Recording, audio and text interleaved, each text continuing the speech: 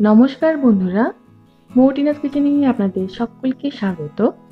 আজকে তৈরি করে দেখাবো কচি তাল শাঁসের শরবত। এই গরমের সময় কচি তালের শাঁস হাতে গোনা কয়েকদিন মাত্রই বাজারে পাওয়া যায়। তাছাড়া এর নানান উপকারিতা রয়েছে। তাল শাঁসের শরবত তৈরি করার জন্য এখানে বেশ কিছু কচি তালের শাঁস নিয়েছি। তালের শাঁসের ওপরে যে পাতলা স্তরটা রয়েছে, একটা চামচের সাহায্যে এইভাবে সেটা তুলে নেব। এটা খুব সহজেই চামচের সাহায্যে আলাদা করা যাবে। আর ভেতরে যে জেলি জেলি অংশটা রয়েছে এটাই ব্যবহার করব। একটু কচি হলে শাঁসটা বেশ নরম হয় আর খেতেও ভালো লাগে। তাই চেষ্টা করবেন খুব বেশি শক্ত যাতে না হয়, একটু কচি দেখে তালের শাঁস ব্যবহার করার। এই গরমে শরীরকে ঠান্ডা রাখতে, ক্লান্তি দূর করতে যেমন সাহায্য করে, সেরকমই এই তালের শাঁসের মধ্যে রয়েছে প্রচুর পরিমাণে vitamin A, C, B complex.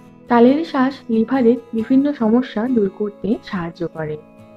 এইসব ছাড়াও তালের শাঁস খাওয়ার অনেক উপকারিতা রয়েছে। দেখুন, প্রত্যেকটা তালের শাঁসকে চামচের সাহায্যে ভালোভাবে পরিষ্কার করে নিয়েছি। চাইলে এগুলোকে ডাইরেক্ট গ্রাইন্ডার জারে নিয়ে নিতে পারেন।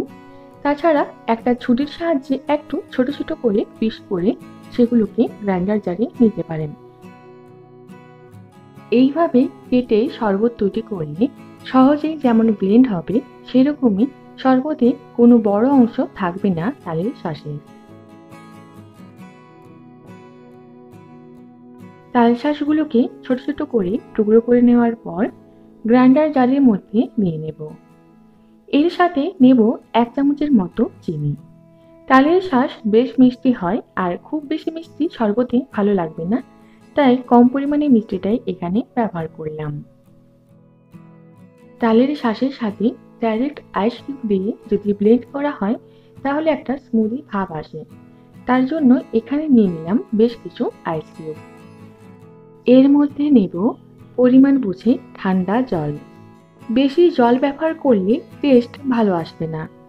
তালের শাঁস টুকরো করে নেওয়ার পর হাফ কাপের চেয়ে একটু বেশি হয়েছিল, সেই বুঝে এখানে 1 কাপ ঠান্ডা জল ব্যবহার করে ব্লেন্ড করে নিলাম। তাল শাঁসের শরবত প্রায় তৈরি, তবে সার্ভ করার সময় এর সাথে আরও দুটো উপকরণ অ্যাড করব। প্রথমে গ্লাসের মধ্যে বেশ কিছু আইস কিউব নিয়ে তাল শাঁসের শরবত নিয়ে নেব। এবার এর মধ্যে নেব স্বাদ বুঝে বিট লবণ আর হাফ চামচের মতো কাগজি লেবুর রস। এই দুটো উপকরণ অ্যাড করার ফলে তালের শাঁসের শরবতের স্বাদ দ্বিগুণ বেড়ে যায়। পুরোটাকে মিশিয়ে নিলাম। এই তাল শাঁসের শরবত খেতে অসাধারণ হয়, তাই গরমে অবশ্যই এই রেসিপিটা একবার ট্রাই করবেন। ওপরে 1 চিমটির মতো বিট লবণ আর পুদিনা পাতা দিয়ে সাজিয়ে নিলাম। আজকের রেসিপি যদি আপনাদের ভালো লেগে থাকে তাহলে ভিডিওটিতে লাইক, কমেন্ট আর শেয়ার করবেন। আমাদের চ্যানেলটিকে অবশ্যই সাবস্ক্রাইব করে রাখুন।